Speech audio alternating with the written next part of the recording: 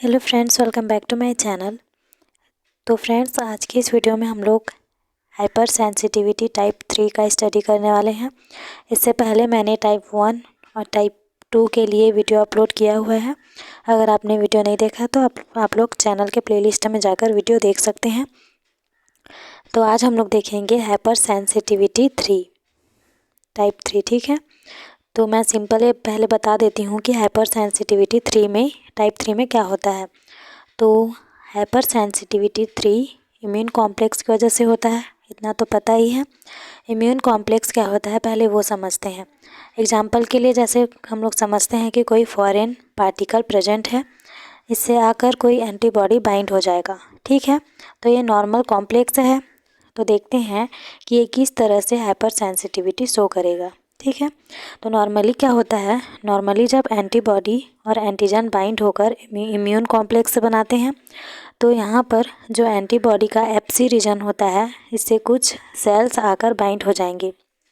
For example वो sales macrophage हो सकते हैं, न्यूट्रोफिल सेल्स। ये पूरे के पूरे स्ट्रक्चर को इम्यून कॉम्प्लेक्स का इसे फेगोसाइटोसिस कर लेते हैं, ठीक है। जो इम्यून कॉम्प्लेक्स होता है उसको फेगोसाइटोसिस कर लेते हैं।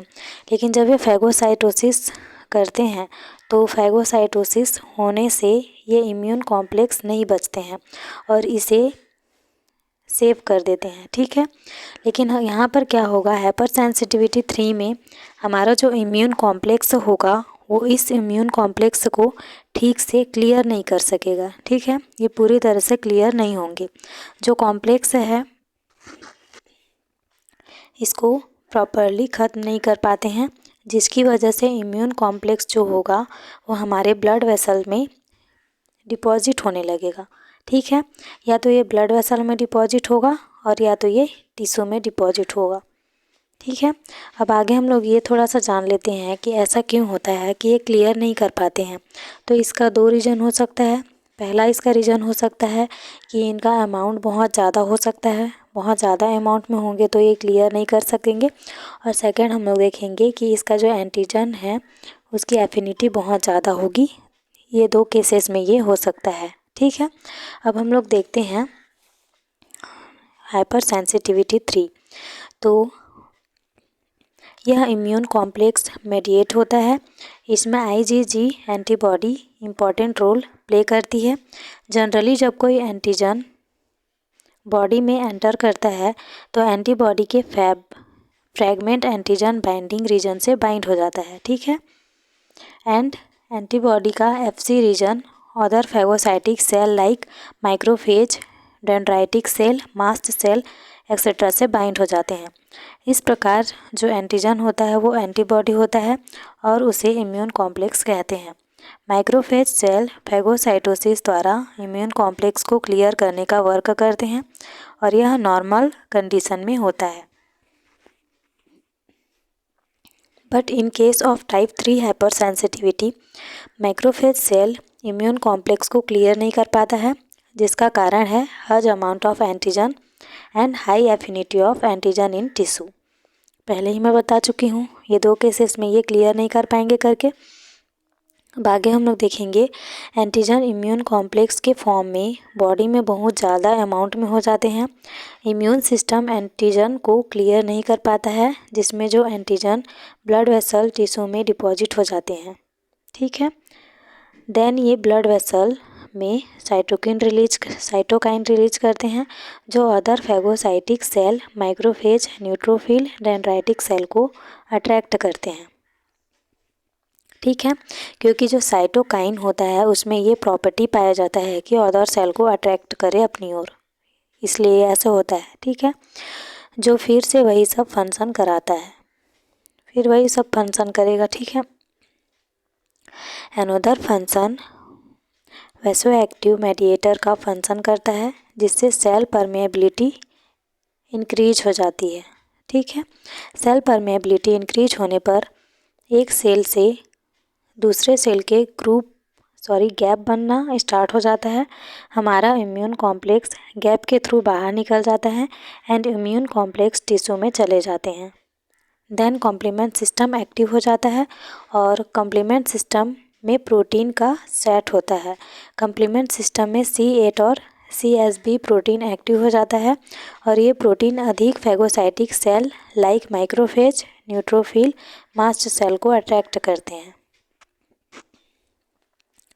फिर क्या होता है, टिश्यू में इस सेल की संख्या बहुत अधिक बढ़ जाती है एंड ये हाई अमाउंट में केमिकल रिलीज करते हैं। कौन कौन से केमिकल रिलीज करेंगे? कीमोकाइन, साइटोकाइन, प्रोटीएजेस और प्रोस्टाग्लैंडिन्स, ये सारे केमिकल्स ये रिलीज करने लगते हैं। ठीक है, बहुत ही इजी और बहुत ही सिंपल नोट्स है और ये एग्ज़ाम के लिए बहुत ही इम्पॉर्टेंट टॉपिक है। तो आप लोग थोड़ा सा अगर ध्यान लगा के स्टडी करेंगे तो आप लोग ईजिली ये टॉपिक समझ सकते हैं। हाइपर सेंसिटिविटी बहुत ही हार्ड है ऐसा नहीं है, अगर आप लोग अच्छे से पढ़ेंगे, नोट्स को अच्छे से पढ़ लेंगे तो ये समझ में आ जाएगा। और बीच बीच में डायग्राम भी है, आप लोग जो ऊपर पढ़ते हैं उसी को फ्लो चार्ट डायग्राम या फिर रे डायग्राम जैसे बोल सकते हैं, उसके थ्रू आप लोगों को समझाया जाता है। ठीक है, लेकिन मैं मोबाइल से ही पढ़ाती हूँ तो मेरे को ज़्यादा अच्छे से एक्सप्लेन करते नहीं बनता है। जो भी मैं एक्सप्लेन करती हूँ मुँह से ही करती हूँ। बाकी और अदर ऐप आता है एक्सप्लेन करने के लिए, लेकिन मैं यूज नहीं की हूँ। आगे मैं कोशिश करूँगी कि वो ऐप से मैं आप लोगों को पढ़ाऊँ ताकि मार्क करके पढ़ाऊँ तो ज़्यादा समझ में आए। ठीक है, आगे हम लोग देखेंगे। अगर हाइपर सेंसिटिविटी ब्लड वेसल में होती है तो उसे वैस्कुलरिटीज़ कहते हैं। ठीक है, और यदि हाइपर सेंसिटिविटी किडनी में होती है, यहाँ पे किडनी का स्पेलिंग गलत है, आप लोग सुधार लेना। ठीक है, तो उसे र्यूलोनेफिल्स कहते हैं। और जब हाइपर सेंसिटिविटी जॉइंट्स में होती है तो उसे एरिथ्राइटिस कहते हैं।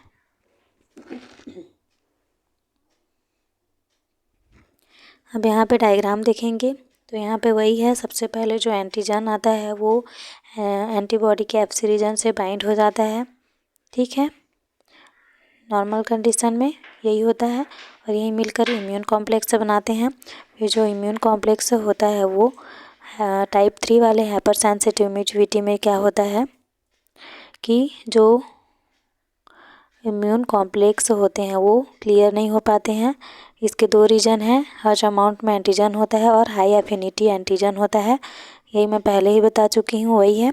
उसके बाद जब ये दोनों रीजन आते हैं तो जो टिश्यू है वो डिपॉजिट हो जाएगा ब्लड वेसल में। फिर यहाँ पे भी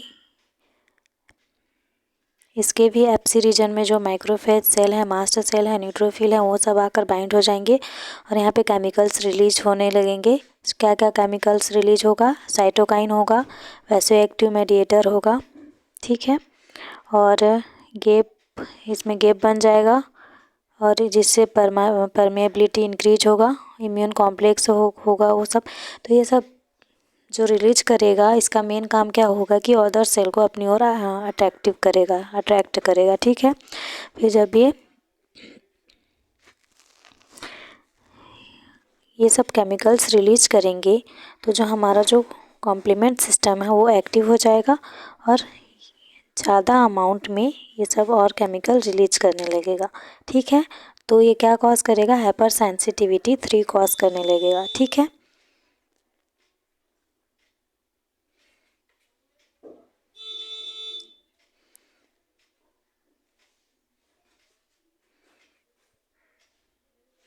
अब आगे हम लोग देखेंगे हीमेटोड आर्थराइटिस। ठीक है, क्या होता है? जॉइंट में प्रोटीन होता है, उस प्रोटीन के अगेंस्ट एंटीबॉडी का फॉर्मेशन हो जाता है। एंटीबॉडी प्रोटीन को डिस्ट्रॉय करने लगता है जिससे प्रोटीन की कमी होने लगती है और हर्ज अमाउंट में एंटीबॉडी का फॉर्मेशन होगा जिससे हर्ज अमाउंट में माइक्रोफेज सेल आ जाते हैं एंड हर्ज अमाउंट में इम्यून कॉम्प्लेक्स का कि इम्यून कॉम्प्लेक्स बन जाता है। हर्ज अमाउंट में इम्यून कॉम्प्लेक्स होने के कारण टाइप 3 हाइपर सेंसिटिविटी कॉज कराता है। एंटीबॉडी को निकाल नहीं सकते क्योंकि वह हमारे बॉडी का पार्ट होता है। हमारा बॉडी ऑटो इम्यून फंक्शन करने लगता है जिससे बॉडी के सेल डिस्ट्रॉय होने लगते हैं। ठीक है, यहीं पे हमारा जो हाइपर सेंसिटिविटी का टाइप 3 है वो कंप्लीट होता है। अगर वीडियो आप लोगों को अच्छा लगा हो, नोट्स समझ में आया हो, तो प्लीज़ वीडियो को एक लाइक कर देना। और अगर चैनल पे नए आए हो तो चैनल को सब्सक्राइब करना ऐसे ही इम्पॉर्टेंट नोट्स के लिए। ठीक है, जितना ज़्यादा हो सके शेयर करना। Thanks for watching. मिलते हैं नेक्स्ट वीडियो में।